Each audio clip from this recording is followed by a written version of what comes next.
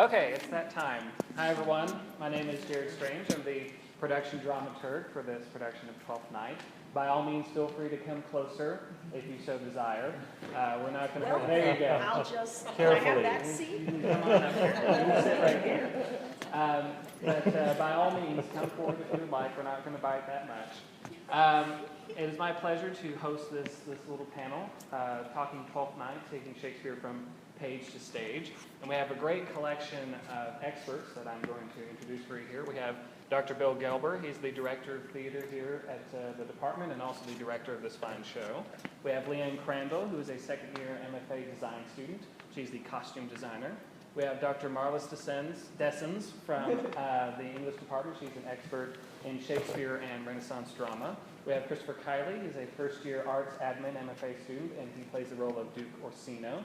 And we have Dr. Angela Mariani from the music department. She's an expert in early music performance practice. And she also plays in our little band that we have here. So won't you join me in giving them a round of applause?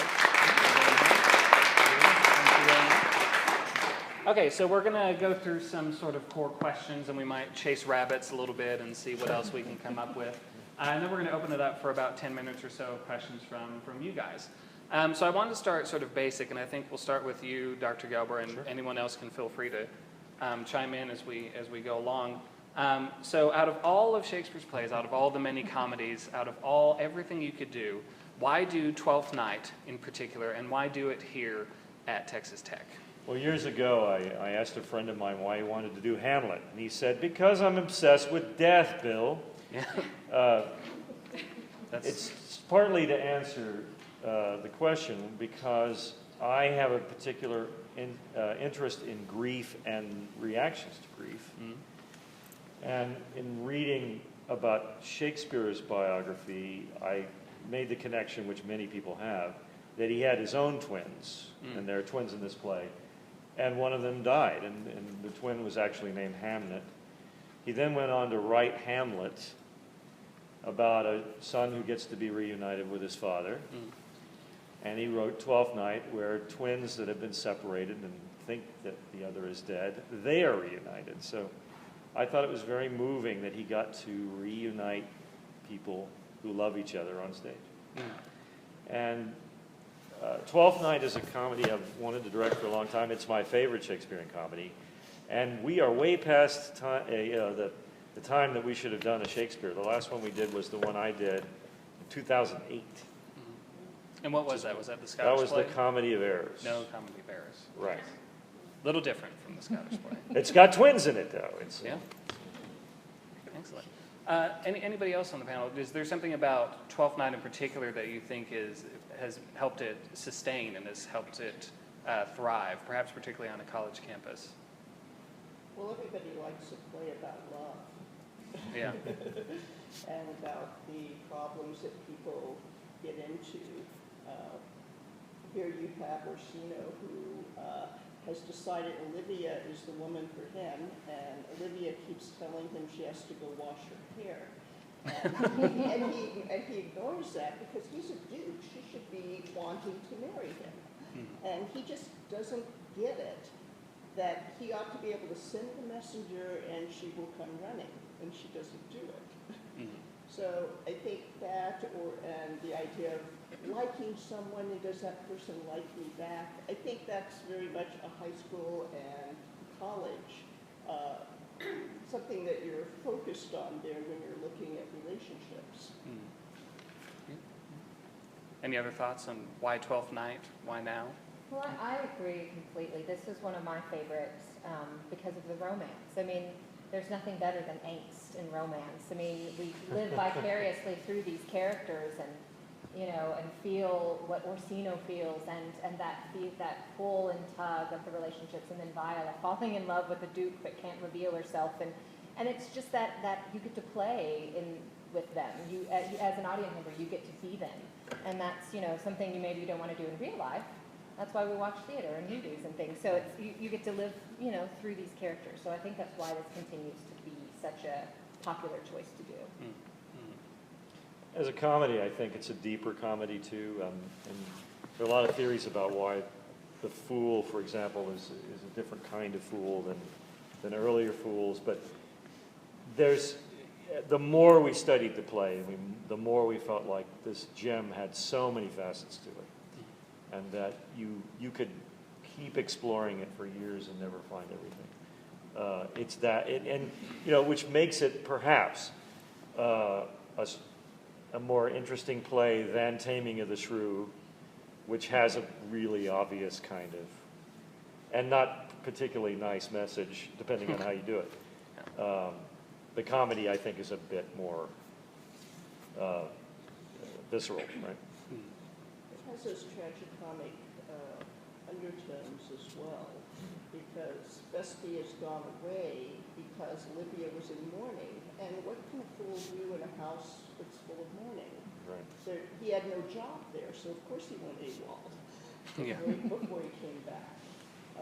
Well, you know what my theory about that is, actually, and I would never take exception with you since you are the expert, but he leaves the house, I think, because the father dies. Because they say that the fool was much delighted in by the father. So when the father dies, I think he leaves, and when the daughter, goes into mourning, he comes back in order to perhaps help with that problem. But it's been a year, and I think Vesti comes back to tell her it's time to move on. Okay. No, I have a different timeline in mind, The actually. brother and the father both died very shortly together, and so she's been on her own for a year. And I think that's part of why Vesti decides it's time to come back now. She needs to be kick-started out of mourning and to get back into living. Well, I agree with you. I think that's why And it seems like just based on this exchange, like any of Shakespeare's plays, there's so many ways to take this. And it seems like with Twelfth Night in particular, because there's so much going on, I heard it compared to more of a commedia scenario as opposed to a sort of plot-driven play, because there's all these little elements that come together. It's also sort of maybe Chekhovian, too, in that it seems to meander. So would you agree that there's just stuff you can mine over and over again, different ways to come at it over and over? Well, yeah, it's because it's a 400-year-old play, right? And it's still being done. I guess that would be the answer, right? It really would, because there's probably a production of it right now, probably 20 or 30 of them all over the world going on right now. Right? Yeah. I can think of 3 myself, not counting this one. And I do think that. I think that we do come back to these plays again and again because they continue to speak to us in different ways and for different audiences. One thing we were talking about earlier was the challenge of reading Shakespeare when you come down to it and you're facing the text for the very first time. And so I wanted to bring up the challenges or the responsibilities of reading it, first within the classroom, and I think we'll go to you, Dr. Dessens, but also you, Dr. Gelber, particularly in the literature classroom. What do you have to do to get involved there? And then also going to maybe the first read-through as a director, as an actor, what do you need to have in mind when you're going to take this 400-year-old text and make it live? Let's start with the classroom. What do we need in the classroom? Well, I think that one of the biggest barriers for people is the language, and particularly the fact that a lot of students they're not familiar with poetry, and so they have no idea how it should sound. And then there's these funny-looking words, and they think, okay, I'm going off and getting the No Fear Shakespeare where I won't have to do any work. Oh, you said the word. But you actually learn something if you're willing to try to struggle with the language a little bit. And generally I tell people you need to at least read one entire act. Don't read a few scenes, go do something else, read another few scenes, because you're going to lose the whole play. Right. If you can find a block of time to read the whole play, great, but try to read it in larger blocks and then think about how the plot progresses, but also when you see a word you don't know, look at the bottom of the page and find out what it really means. And pretty soon you'll be reading it through like an Elizabethan. We were just talking about how it's probably harder on the page because it wasn't meant for study in the first place, right? And that her students are trying to envision what it might be like, whereas originally that was the only form you got. And so we almost don't have that problem if we have actors, and I think we definitely do here, who can translate for us through their behavior what's really happening. And the audience may not get every word, but they understand the situations and they understand, I think, what's happening in the story. I mean, that's our job anyway. Right. What about as an actor? When you're sitting down to the table for the first time, or because this is towards the end of the semester, and you knew you were cast before Christmas, and so what's going through your mind as you're getting ready to sit down with it for the first time? Well, I think my experience with Shakespeare has always been to begin by reading the text and analyzing the text and looking up the words that you don't know. I think that is super important because as an actor, no matter how well you can portray the character, if you don't know what you're saying, you cannot begin for a second to believe that anyone else is going to. But thank God for Shakespeare, unlike almost any other playwright you'll ever read, he gives you the iambic pentameter, which is this beautiful poetry that sometimes you'll force yourself to read a line, it doesn't work, and then you force yourself to beat out the iambic pentameter, and all of a sudden it clicks and makes sense. So he offers you a lot of hints. He also loves to use alliteration and assonance, and there are moments in which he informs how you're supposed to feel. The behavior comes out of the text. He uses words that sound like what they mean, longing, wavering. These things become a real strong tool by which to communicate. So yes, of course, there's always the actor in you who wants to find the unique behaviors, but allowing yourself to enjoy the words that you're saying and to not fear them and to embrace what they sound like makes it all the more easier. And then that's why even in the first read-through, I think you can communicate 80 to 90% of what the play is saying, even if you're not entirely sure how you're going to ultimately say it, or it just starts to come out right because he's written it so beautifully that it just flows.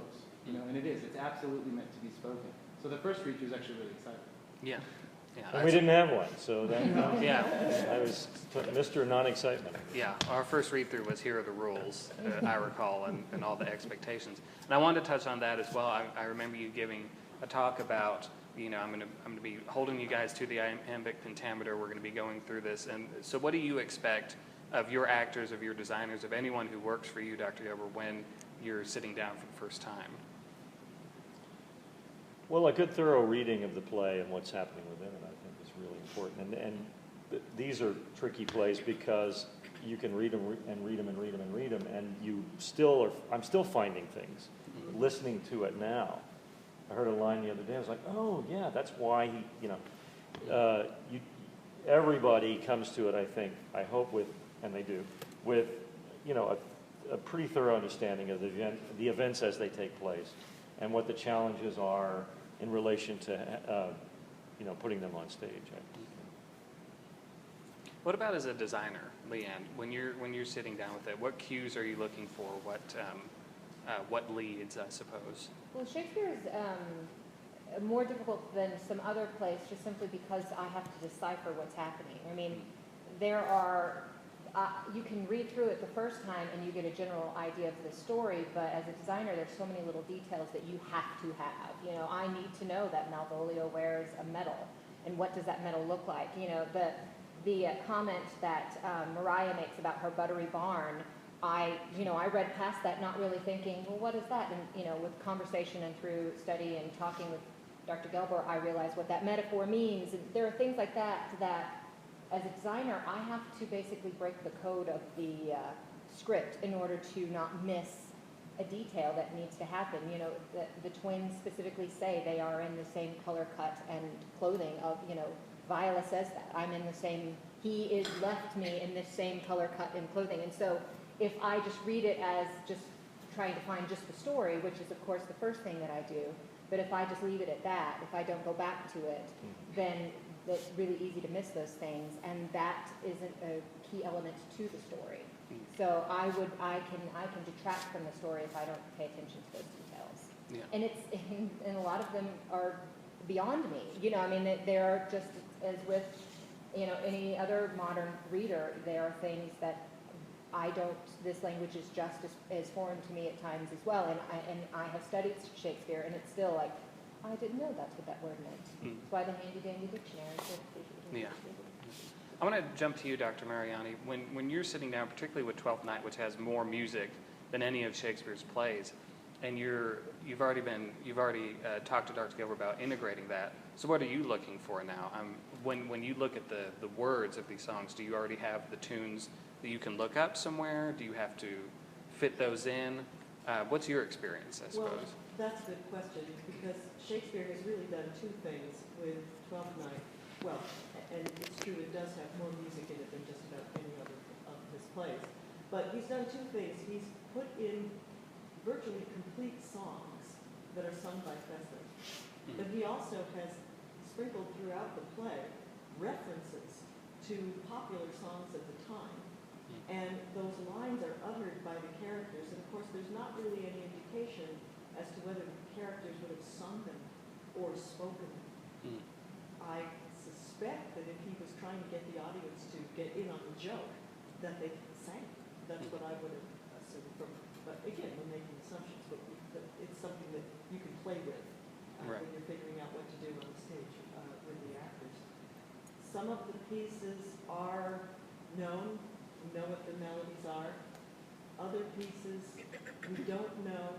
But I was actually very fortunate that Ross Duffin, who's the chair of musicology up at Case Western, has this absolutely remarkable anthology of music in Shakespeare. And he's gone through every play and found the pieces and done this research on what the tunes might have been of the ones that aren't clearly identified. So that was a tremendous resource for us. In other cases, just to give another example, you have the O Mistress Mine, which is famously associated with Twelfth Night, and was published by Thomas Morley in his first book of consorts.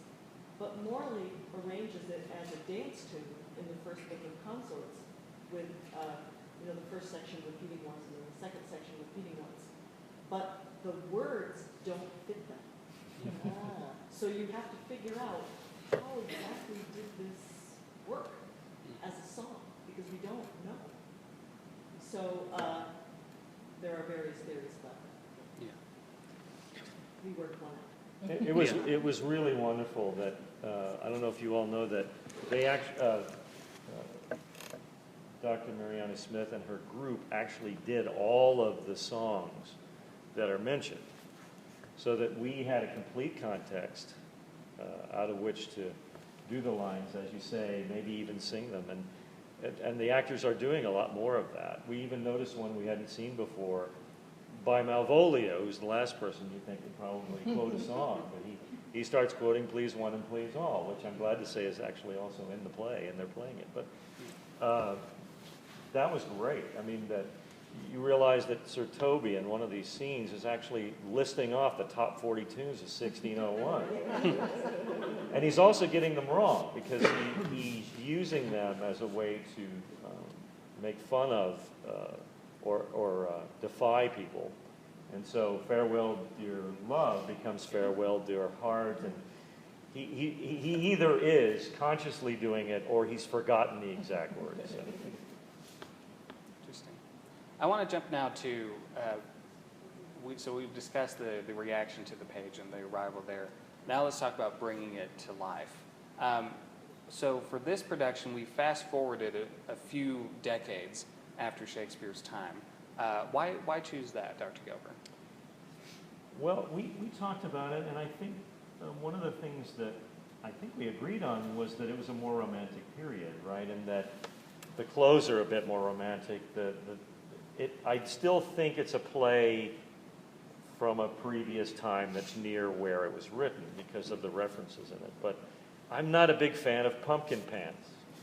Yeah. No, why not? So we went ahead just a little bit, and then we got the boots, we got the swashbuckling look, we got the great collars, more than the ruffs.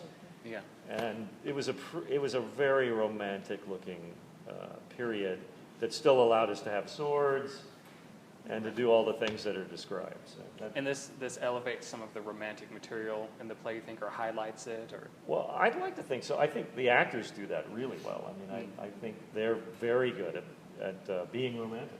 But yes, I think, when Chris comes in at the end, if you haven't seen it yet, when he comes in at the end with that black costume, I think it's a great moment because it's such a dashing kind of Cardinal Richelieu kind of look, I think. Yeah. Not Cardinal Richelieu, sorry, de Guiche or one of those guys, one of the villains. The Cardinal would have cardinal robes on there.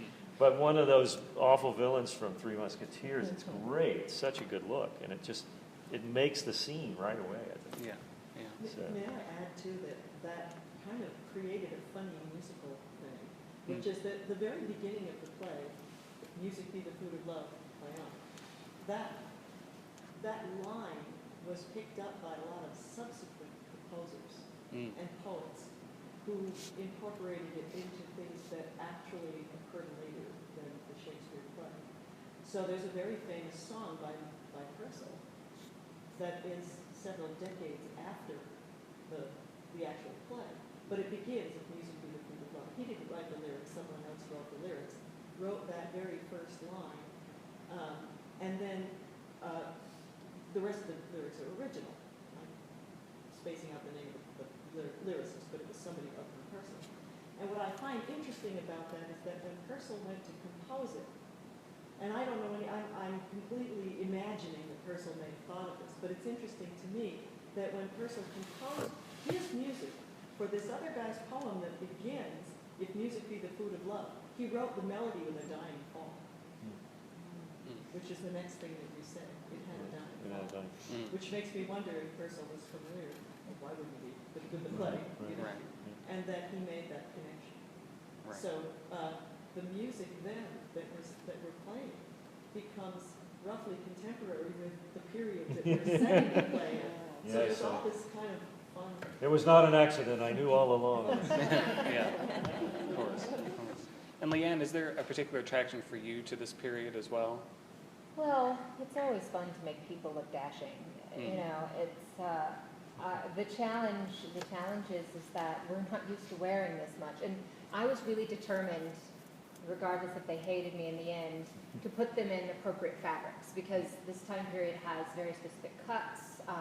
The fabric they had was not as the quality couldn't be as fine as we have now. They didn't have they wove it, so it was heavier weaves and things like that. And so I knew when going into this that I was going to be looking for heavier fabrics that draped appropriately, and I was going to be putting them through the wringer. I mean, Chris is in full velvet, and then I'm pretty sure your first costume is somewhat carpet material. But And under the hot lights, you can just and he imagine. sits there for a good 10 minutes, just being like cooked with the light. But I think it makes an incredible difference to the costume using that kind of fabric. And so, and I also really this is one of my favorite Shakespeare plays, and I do feel like it's layered with humor and love, and it just has a lot of richness to it itself, and so I wanted that to play out in my color palette. So I used a lot of color. Surprisingly, it's still a lot of people in black, but when the lights hit them, it still has a depth to it. So it was a lot of fun, and also putting all together all of the the accoutrements. That this time period is very elaborate, and I had to tone down a little bit just simply for time, and also for a modern audience. I don't want to alienate the audience into thinking that the characters become ridiculous. Because if you look at the research, there are fruits on everything. There are bows on everything. You're covered in lace. And it is somewhat difficult for our modern audience to look at a duke that literally has lace coming out of his And so there was some of, for me, just kind of backing away some of that, using it at an appropriate time, and also time and scheduling, those kind of things kind of make some of that seem less feasible. But I really, really wanted to play with all the extras, the belts and the collars and the swords and all of those, the boots, and so that was really fun to see them come to life. But really, what made it fun was the actors taking them. They're sitting on a form when I see them. And then when Chris walks in, that is still one of my favorite moments when he walks in that black velvet. And it's just, because I imagined that. I mean, you look at my rendering, and he looks like my rendering. I need to just get a little Right. minifigure of you and put it next to it. It's wonderful. And how much of what you're doing do you talk about the actors with, or once you're cast, does that affect the choices that you make, the relationship you have with the actors at all? Or Yeah. I don't mean to jump in on you, No. but I know you and I in particular have a very good working relationship, starting back when we were doing Rent together in the fall, but as an actor for me, particularly when we're using language that is a little bit foreign to us, and for example, taking status that I am not used to play the king, the duke, the number one, what you're wearing is completely informative to how you behave, the tightness of the doublet. Or in particular, you know, I was talking to Leanne about my signet ring. As something small as that was very important to me because it allowed me to see that I had a coat of arms, and this was my family, and this was my country. And every time I've come to Leanne with a request, whether I would say, I probably think 100% of the time she's given me what I've needed, but I would venture to say if there ever was a time, there's such a good reason for not doing it. She's so accommodating to making sure that she wants you to come to life in these costumes. That's what makes it so exciting for you, I think. And she will do really anything she can to facilitate that for us. yeah. We had a fascinating experience, a couple of the musicians, with an unexpected connection between music and the costumes, which is that a lot of these early instruments, they don't have end pins, they don't have chin rests, they don't have, you know, and so what happens is they're sliding off of our synthetic clothes all the time. And we're always having to, you know, steal kitchen drawer liners and rubbery stuff and all this. And we sat there in the costumes with tons of fabric and rough fabric. No, this is great. And you put the instrument down and it stayed there. Oh, we get it now. You know, That's great. That is so great. interesting. You know, That's fantastic. And that was something to think about with having musicians. And we did what was an interesting kind of combination for this show is that we don't have a lot of stock. For a lot of shows, we use what stock we have. I try to, as a conscious designer, I try to use what we have. That's just good business. That's the real world. You don't have. There's very few people that have the luxury of just building everything you want exactly how you want it. Yeah. Even on Broadway, there's always buying, renting, stealing. You know, I mean, whatever you have to do. And so I was kind of a little bit of his, hers, ours, and mine. We were able to use University of Houston. Our scenic designer has a connection with University of Houston and the Alley, and also the little bit of stock we have, and then what we built. And so we took all of these things and kind of had to hodgepodge it together. And that was what was so exciting, is to see you can't tell what was hodgepodged. You can't tell what was theirs, what's ours, what's, you know. And the musicians, the one thing that we did for them in particular is that I knew they all had to move. So all of them, at least don't have sleeves to sweat in as well, so they all have their sleeves removed. We removed sleeves from everything that had sleeves on for them. So it's just one of those things you kind of have to think about when you have a different element besides an actor. Actors, I put them through the ringer that musicians are. And I'm interested also in how we incorporated the musicians into the action or onto the stage. And I wonder, Dr. Gilbert, if you could talk about that as well. So what did you have in mind when you decided to have musicians on stage? Well, it's a requirement of the script in a way. So, and it's often a luxury, though, right? And what happened was she actually asked us if we could do it. So it wasn't even my idea. It was actually hers, which I am forever grateful for, because she wanted to do it, and Dr. Mariana Smith wanted to do it, and she made it happen. And then it was a matter of, seeing, it was so great that we had to almost resist the temptation to put it everywhere. Yeah. Right? Because they had so much material we could use, right? But it wouldn't always forward the story. The show would have been even longer than it is. Yes, there are some places where the musicians absolutely have to be on stage, play for the Duke, and then get paid and told to leave. Yeah. It's true, they did. But I also got the impression that this happened a lot in the original, that everybody, all these entertainers knew each other, and so they would say, hey, we need you today. This is what you're going to do. Come in and do this. And then every line that is needed to tell them what to do is in the script. The Duke literally says, play the tune the while, and then off they go. It's all set up so that a group could come in pretty quickly at any time, and all of these plays were in repertory, and they could just do the play. And they would have been on the stage, not in a pit or anything, just right there. Yeah. Chris, you mentioned earlier the costume and how great that is to, how much it expects of you as a character then, and how much it helps you shape your character. What else is it besides, you also mentioned the text, because I mean with Shakespeare everything's there that you need. What else are you looking for or hope for when you step out on stage and you're looking to really make this live and breathe? During rehearsal or during the production? Everything. Rehearsal, production, yeah, Well, start to during finish. the rehearsal, I think it takes, I think, a director like Dr. Gelber, because what happened was for a good amount of our rehearsal period, probably up into the beginnings of technique, we would be changing things. We'd be change blocking for a while, but there would always be interesting character moments that, whether or not Dr. Gelber would keep a change, would offer you an alternative perspective, something to try. Or, you know, he'll say, I know you've been doing it like this, and I know it must feel good, but I imagine it this way. Think about this, what happened 20 pages ago, and see if that maybe changes things.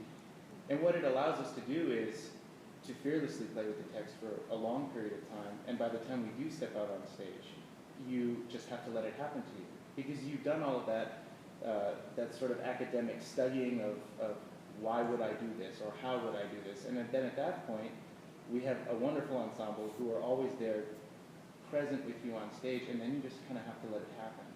And that's, I think, one of the challenges of Shakespeare is because it is a foreign-ish text in terms of when you go to speak it, people get really nervous about it. And they get set in these rhythms, and they have to think about, okay, what am I going to say next? But the beautiful thing that can happen, if you trust yourself and you trust your other actors, if it just starts to happen, then the poetry just comes to life. Yeah. And then it really is a work of art. It's beautiful.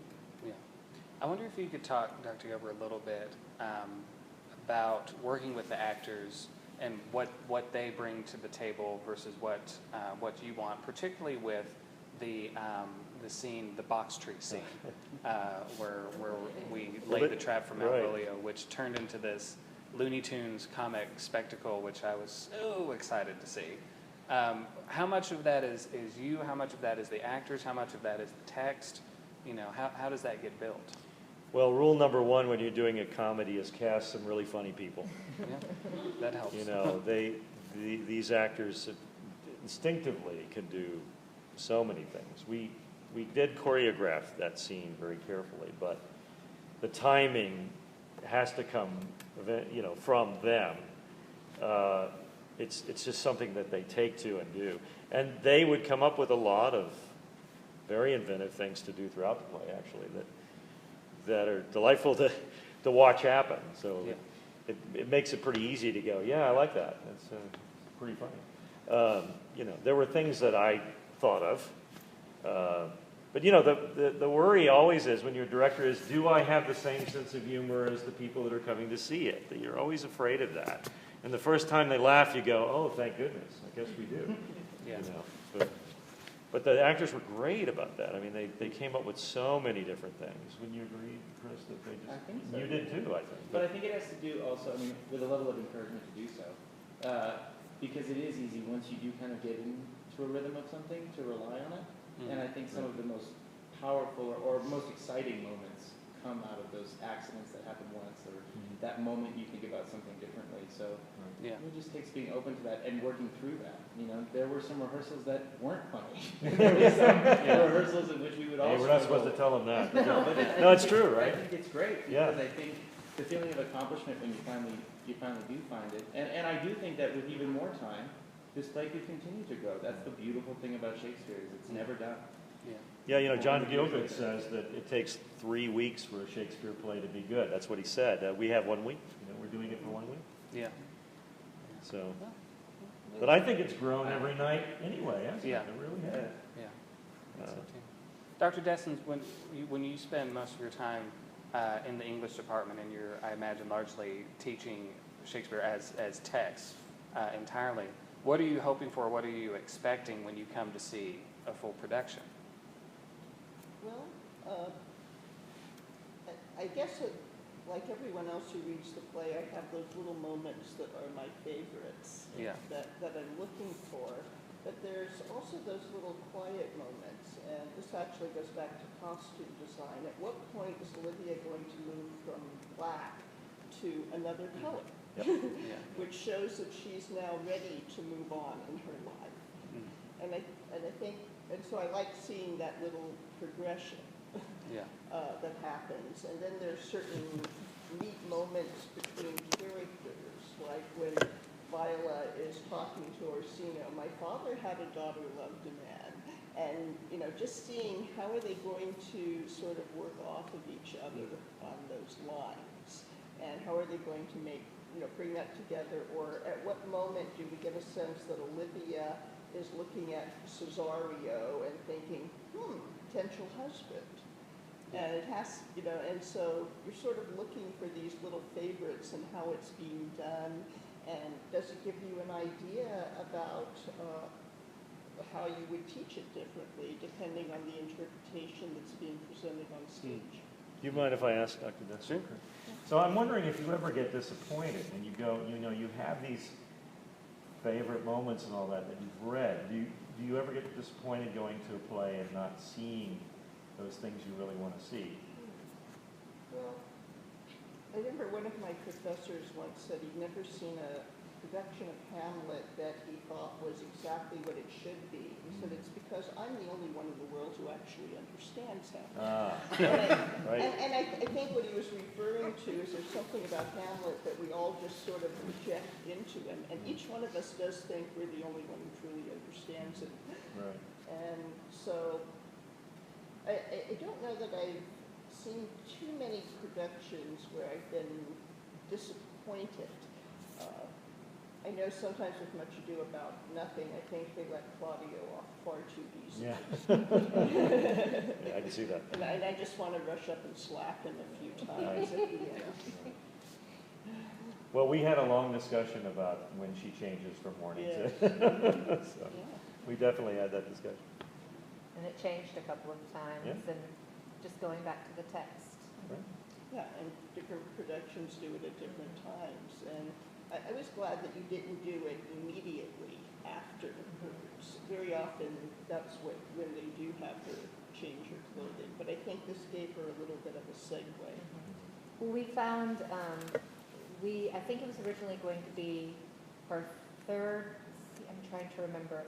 It was after she says, methinks it's time to smile again. That was really when that idea that, okay, she's understood that she's, you know, as Dr. Gelber said, she's not catching a man in the black, so maybe it's time to shed it. I don't think you said it quite so. You said it much more eloquently.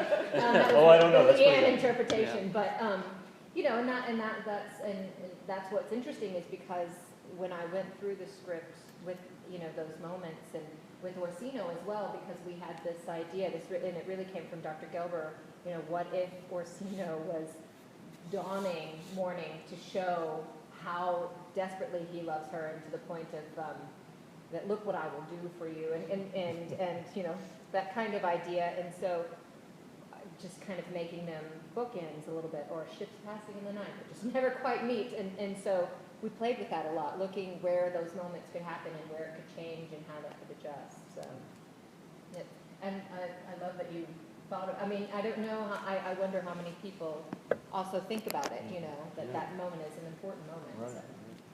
Well, especially for a society where people would wear mourning for a certain period of time. Exactly. I want to turn now to the stage. So we've done something a little bit different than what we usually do. We have on-stage seating for the first time, I think, since Equus, which was 2010, I want to say. I wasn't even here. And we also extended the stage out a little bit. And I wanted to ask, first of all, why make these adjustments? And also, particularly for you, Chris, what's it like to play almost in an arena or as an alley, as Dr. Gaup talked about? So Dr. Gerber, why shake it up like this? Well, more and more I've been able to either see on video or actually see in person that kind of space where the actors and the audience are much closer in terms of their connection. I went to the Blackfriars again this fall. They do a conference every 2 years, And the actors absolutely spend, it must be half the time relating to the audience, and the audience is sitting on the stage with them, and they're very close.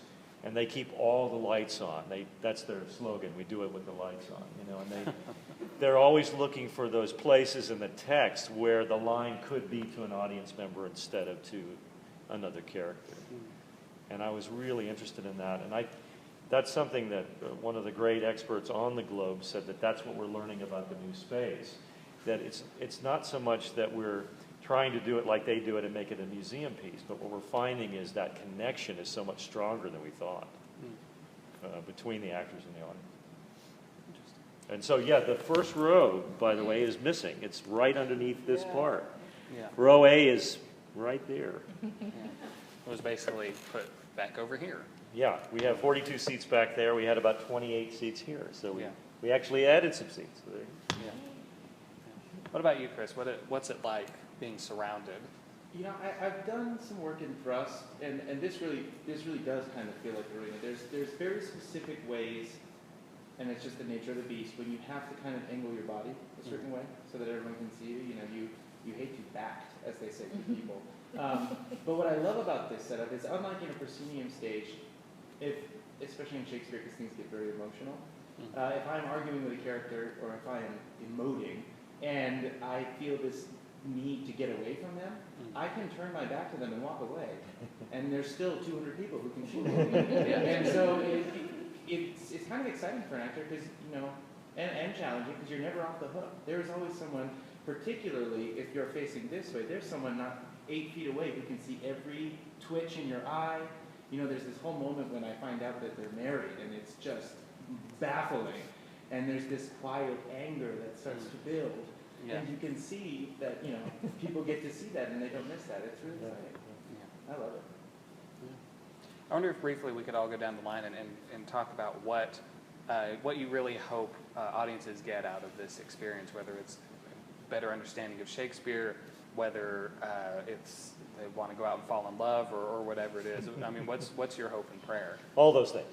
Yeah. All those things. No, I really want the audience to enjoy it, I mean, mainly, but I also want them to understand the things that are happening within it, especially with that idea that you've all been talking about the language being a little bit inaccessible to our ear. I think we would like to believe that people are understanding each moment that we've been trying to create. It seems to be going that way, I think. Yeah. You, Leanne, what do you want out of it? I suppose I want them to think of them as clothes and not costumes. I don't want, they're just an extension of the actors. And so I wanted to be very careful in this design that it didn't overwhelm the actors or the action or the story. And so it's just another element to it. And that's what I hope, that they watched the characters and what they saw was a part of the character. And then maybe later on thought, oh, that's because they had a pretty costume. I really want it to be about the character first, and that what they're wearing is just a reflection of that. Yeah. Yeah. Dr. Tessens? Well, I would hope people would see how the language can come alive on the stage. The poetry is sometimes a problem for people, but also when we read the play, a lot of times people don't have a lot of experience staging a play within their heads. And you have to, when you watch productions, you start seeing how it's possible. You start seeing how Shakespeare puts those little embedded stage directions in that tells you what's happening on stage within the dialogue. And I think that's a way in which people can then go back, when they can't see a production, they can go back and read the play and actually begin to have an idea of how it might come to life. Chris? I just, as an actor, I think in any situation, you just want people to come and really enjoy themselves and feel moved to laugh or to gasp or to, or whatever it may be, whatever reaction they have. Yeah. I would love for them to have that. But I've also spent some time with Shakespearean text throughout my life, and I have found to really enjoy speaking it. And I think it is just beautiful. And when it clicks and when it's understood, there's not many things in the world like it. And we don't get, we obviously don't get enough of it. It's somewhat antiquated, and it's brave to do. So I just would love for people to enjoy it enough that in the future, Shakespeare is something that seems altogether more accessible and enjoyable to a modern audience. Dr. Mariani? Well, I hope that, and I think that people do feel this way, I hope that people who are here to see the play feel like an active part of the event. And I think that the singing helps with that, but it's also, it's a combination of all the different factors that draw the audience in and make them feel like part of the event. And as far as the music goes, in Shakespeare's time, just the fact that the audience, that the characters rather would say things like, are we not three merry men? And the audience would, instantly that song would start going on their little personal soundtrack. We don't have that. So what I'm hoping is that having the music there can kind of give people that active experience that Shakespeare's audience would know all the tunes and things part of it. I'd like to turn it over to the audience if you have any questions. We've got about 10 minutes left. If there's any burning questions you need to ask. I want to know about the staging. I've heard you guys talk about what you wanted to do with it, and I read some of your notes about the historical, but you are stuck with the proscenium arch, so what is it doing? How is it playing out? Because the audience members up there, for us out here, kind of are part of the show in the way that an on-stage. So you haven't yet seen it, have you? Right, correct. Right. I think that's the answer. You have to come tonight. No, it's interesting. It isn't an arena, and Professor Galp really did get that. It's kind of an alley that you can use. And it was a very interesting challenge to try to figure out how we were going to let most of the people see most of the action. I'm not sure I think there are places where you're not going to see everything, but you're going to see, if you have two people on stage, you're going to see one of them facing you. It's the nature of that beast, right? But I think Professor Schleif, who designed the set, has done an amazing job of kind of pushing all of this so that you can feel like the proscenium rather disappears. It's interesting that we call this the unibrow, right? This thing up here. It actually seems like it's part of the set. It actually is almost the same color, So I hope that when you see it, the proscenium idea kind of disappears for you. That's the hope. I think the lighting helps with that too. Yeah. Other questions? Yes. I was so surprised when I walked in to see that the design is an ancient design as opposed to like a medieval one or something else. How was that? How did that come to? I think that maybe the idea, I don't want to speak for him too much, but it seemed like, I don't know if you agree, but in certain lighting it can look like it's indoors and outdoors. Yeah. And I think that was kind of the overall idea first. And the fact that it has more of a classical look was second. But the original idea was to make it more about, and this changed, but it was more about the wreck or the sea and the idea of a ship being wrecked. And that the sails are still part of that idea. And that originally he actually had a mast that had broken off and was going to be in the back here, but he decided he didn't need it. I don't know if that answered your question. But. I like it. Yeah, thank you. In the beginning, you kind of mentioned how the story meanders everywhere and they have rabbit trails. I didn't understand why Shakespeare had so much of that. Can you talk to, because we have the main storyline, we have other little storylines, but then we just have people talking about whatever, and it doesn't really have to do with anything. Well, I'll tell you a story about a different play, which I think will illustrate what he's doing. There's a jester in As You Like who suddenly goes into this long spiel about the law. They decided to cut it in a particular production. And then Rosalind came out on stage and said, I don't have time to put my dress on. So he wrote that so that the character could go back into her dress from having worn clothes as a boy. So sometimes it could be that simple. That it's right? We're sitting there reading it going, Yeah. why? I think also though, With anything. no, well also though, if you look more deeply at what he's doing sometimes, and as I said, I'm still finding these things, is that there are a lot of themes that show up in parallel, and that what doesn't seem to go with other scenes is actually a similar acting out of the scene in a different way. So that he's actually doing another take on what that scene's about by using different people and doing the same thing. And Any there's a thoughts lot on- of that. Sorry. Any thoughts on that, Dr. Dessens? Well, I think it's also a habit of thought for the Renaissance, that they like this idea of not just one theme, but multiple themes. You get it in music as well. And you see it in poetry, where they have all these different storylines.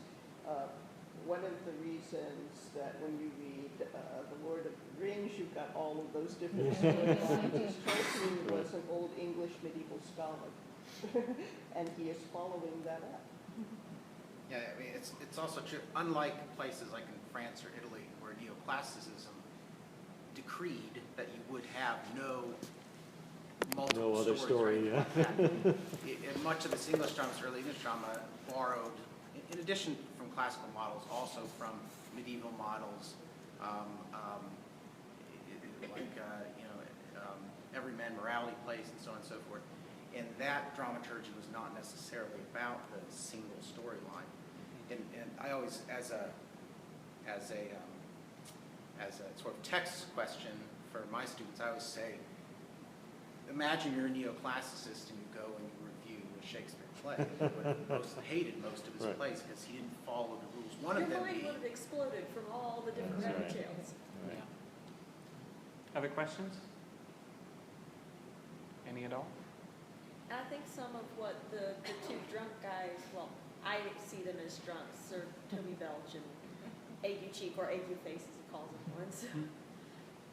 That makes more sense that they would be spinning off what the top 40 of the day, because some of these things I was going, what in the world are you talking about?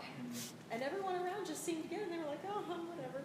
And Shakespeare's audience would have been in stitches over them murdering these pieces that they all knew. Yeah, I'm reading it, and I know it should be funny, I just didn't know why it should be funny. Now I understand. Well, part of my job, Singing Justin Bieber sorry. for everyone. Exactly, yeah, exactly, that would be the Well, I think also part of my job and part of the actor's jobs is to make dramatic sense of those anyway. So, for example, one of those songs is very definitely about, we're going to sing this because we're not going to do what you say. We're actually going to make more noise. And he actually picks up on what he says. Malvolio says, we bid you farewell. And he says, then he starts singing, farewell, dear heart, you see. So he's actually defying Malvolio through the song. So you can always find an character reason for it too. And one reason for putting that, I think, in the pre-show, that piece in its original form, was so that we now, when they jump up and they do this back and forth, will recognize it from the beginning. Which, Ideally. Shakespeare's what? Ideally, right? Yeah, ideal. Question. Other questions? Can I just make a comment? I want to thank y'all. This has been so educational.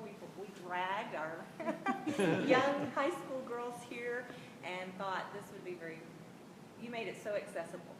Every one of you, everything you said to us. I'm sitting here thinking I am learning so much. I need to get credit for this. They need to get credit for it. Can we get credit?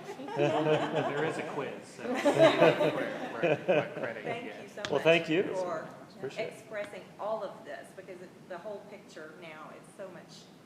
And we resisted the urge to read the No Fear Shakespeare. We went with the Good for you. text. Good. So, Yay. Yeah. Well, there's no other questions. I think we can close on that. A little back patting. Thank you very much. Thank you. If you haven't seen the show, you got 2 more chances, tonight and tomorrow at 2 p.m. Tonight at 8 tomorrow. Tonight at 8, tomorrow at 2 p.m. All right. Thank you very much, everybody. Good work. Thank you. I'll put it back. Thank you very much. Put a costume on.